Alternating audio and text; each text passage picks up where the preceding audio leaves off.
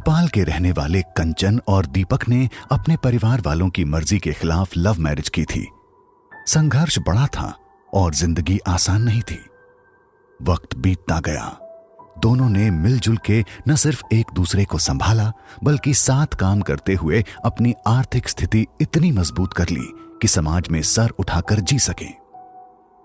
जिंदगी की भागदौड़ से कुछ पल चुराकर दोनों ने खजुराहो घूमने का प्लान बनाया। साथ ही खजुराहो के पास एक गांव में अपने दोस्त के रिजॉर्ट पर कुछ वक्त साथ बिताने का प्रोग्राम भी बना लिया। रास्ते में गाते गुनगुनाते हुए दोनों बड़ी खुशी से फार्म हाउस पर छुट्टियों में क्या क्या करेंगे ये प्लान कर रहे थे। फार्म हाउस घाटी के नीचे वाले गांव में था, इसलिए एक जंगल वाले इलाके से जाना पड़ता था। चलते चलते अचानक वो मोड़ आया जहां उनकी जिंदगी की सबसे डरावनी यादें इंतजार कर रही थीं। मोड़ पर दीपक ने पानी पीने के लिए गाड़ी रोकी। वहां एक बोर्ड लगा हुआ था, सनराइज रिजॉर्ट 25 किलोमीटर आगे। कंचन बोली, ये क्या दीपक, अभी और 25 किलोमीटर गाड़ी चलानी होगी। दीपक बोला, सब्र रखो मेरी जान, अगर हम दोनों साथ हैं तो 25 किलोमीटर की क्या बात है, 500 किलोमीटर का सफर भी पता नहीं चलेगा। इसके बाद दोनों कुछ आगे चले ही थे कि तभी उनके सामने एक बीड़ी पीती हुई अधेड़ उम्र की औरत आती दिखाई दी। वो उनकी तरफ ही देख रही थी। एक अजीब सी शैतानी मुस्कान उसके चेहरे पर थी, मानो कि जो उसे चाहिए वो मिल गया हो। कंचन मजाक में बोली, देखो तुम्हारी मेरठ वाली काकी कैसे बीड़ी पी रही है। दीपक ने कहा, मेरी नहीं, वो तुम्हारी झांसी वाली काकी है जो छुप छुप के घर के दरवाजे बंद करके सिगरेट पीती है। इसके बाद दोनों एक साथ हंस पड़े। गाड़ी बहुत आगे जा चुकी थी। अचानक वो बीड़ी पीने वाली औरत फिर दिखी। कंचन बोली, दीपक, वो बीड़ी वाली औरत इतनी जल्दी हमारे आगे कैसे पहुंच गई। दीपक बोला, अरे ये कोई दूसरी औरत होगी, और गाड़ी चलाता रहा। पर उसकी आंखें तब फटी की फटी रह गईं जब तीसरी बार दोनों ने उसी औरत को सामने से आते देखा। दीपक ने तुरंत ब्रेक लगा के गाड़ी रोकी। दोनों गाड़ी से बाहर निकले और देखा कि वो अब भी उसी मोड़ पर खड़े थे जहां से सफर शुरू किया था। लगा कि कहीं गए ही नहीं। गाड़ी उसी मोड़ पर ही खड़ी थी और जब वो उस औरत की तरफ मुड़े तो वो वहां नहीं थी। जमीन पर आधी जलती हुई बीड़ी देखकर कंचन भूत भूत कह के डर के मारे कंपकपाने लगी। दीपक को भी अचानक ठंड महसूस होने लगी। दोनों जल्दी से गाड़ी में बैठे। मन में बुरे और डरावने ख्याल आने लगे। दोनों को लगा कि शायद कोई मुसीबत आने वाली है। बेहतर होगा कि किसी भी तरह सन्नाटे भरे डरावने माहौल से निकल जाएं। हालांकि सूरज ढल चुका था। दिल कह रहा था कि जब इतने दिनों बाद इतने खूबसूरत सफर पर निकले हैं तो एंजॉय करके ही घर वापस लौटें। मगर दोनों के मन में डर ने कुछ ऐसा घर बना लिया था कि फाइनली वापस आना ही दीपक और कंचन को ठीक लग रहा था। दीपक ने गाड़ी यू टर्न मार के पीछे की ओर भगाई। पर कहते हैं ना, मुसीबत जब भी आती है तब जल्दी पीछा नहीं छोड़ती। दीपक तेजी से गाड़ी भगा रहा था। कंचन अभी भी सदमे में थी। तभी अचानक उनकी गाड़ी बंद हो गई। दीपक कार से बाहर निकला और बोनट खोल के चेक करने लगा।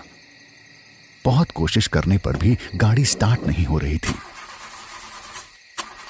दीपक ने सोचा कि फोन करके किसी जान पहचान वाले से कोई मदद ली जाए, पर जंगल में ना उसके मोबाइल में सिग्नल थे ना कंचन के। दीपक सोचने लगा कि कोई आदमी या कार मिल जाए। रात हो रही थी। अचानक एक बूढ़ा आदमी आया। दीपक ने उनसे पूछा, बाबा, आपके पास मोबाइल है? मुझे कॉल करना है, हमारी गाड़ी खराब हो गई है। बाबा बोले, बेटा मेरे पास तो कोई मोबाइल नहीं, पर मेरा घर यहीं पास में ही है। चाहो तो तुम वहां चल के मेरे लैंडलाइन से फोन कर लो। बाबा के साथ जाने के अलावा दीपक और कंचन के पास कोई ऑप्शन भी नहीं था, इसलिए दोनों पैदल ही बाबा के पीछे पीछे चल दिए। झाड़ियों के टेढ़े मेढ़े रास्तों से कुछ 10 मिनट में दोनों उनके घर पहुंच गए। कंचन दीपक के कान में धीरे से बोली, ये घर नहीं, कोई पुरानी हवेली जैसी लग रही है दीपक। दीपक ने कहा, तुम्हें तो पसंद है ना पुराने घर और भूतों वाली कहानी। ये लो, दोनों एक साथ मिल गए। अंदर घुप अंधेरा था। बाबा बोले, अरे बेटा, लगता है लाइट चली गई है। फोन सामने वाले कमरे में है, तुम जाओ और कॉल लगा लो। दीपक ने अपनी मोबाइल की टॉर्च जला ली और कॉल लगाने की कोशिश की, मगर डायल टोन नहीं आ रही थी। काफी देर तक बीप की आवाज आती रही। दीपक बोला, बाबा आपका लैंडलाइन फोन काम नहीं कर रहा। बाबा बोले, बेटा हां होता है, कभी कभी जंगल में ऐसा होता है। कुछ समय के लिए फोन डेड हो जाता है। तुम रुको, थोड़ा इंतजार करो, अभी चालू हो जाएगा। दोनों फोन के पास बैठ के लाइट आने का इंतजार करने लगे। आधा घंटा हो गया, ना तो लाइट आ रही थी और ना ही लैंडलाइन फोन चालू हुआ था। दीपक कमरे से बाहर निकल के बाबा को ढूंढने लगा। उसने बाबा को आवाज दी, पर उन्होंने कोई रिप्लाई नहीं किया। उसने सोचा शायद घर के बाहर बैठे होंगे। वो दरवाजे की तरफ बढ़ने लगा। अचानक उसी वक्त उसके मोबाइल की टॉर्च का फोकस दरवाजे के ऊपर टंगी एक बड़ी सी तस्वीर पर गया और तस्वीर देख के डर से दीपक के माथे पर पसीना छलकने लगा। उसने जोर से आवाज देके कंचन को बुलाया और उसे भी वो तस्वीर दिखाई। तस्वीर देख के कंचन की आवाज गले में ही अटक गई।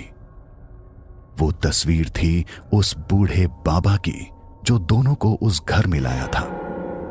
उस तस्वीर पर चढ़ा हुआ फूलों का हार सूख चुका था, बस धागा और कुछ सूखे फूल बाकी थे। और तस्वीर पर तारीख 20 साल पुरानी थी।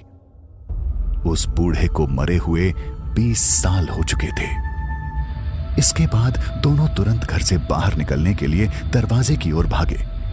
जैसे ही वो दरवाजे के पास पहुंचने वाले थे, दरवाजा एक झटके में बंद हो गया।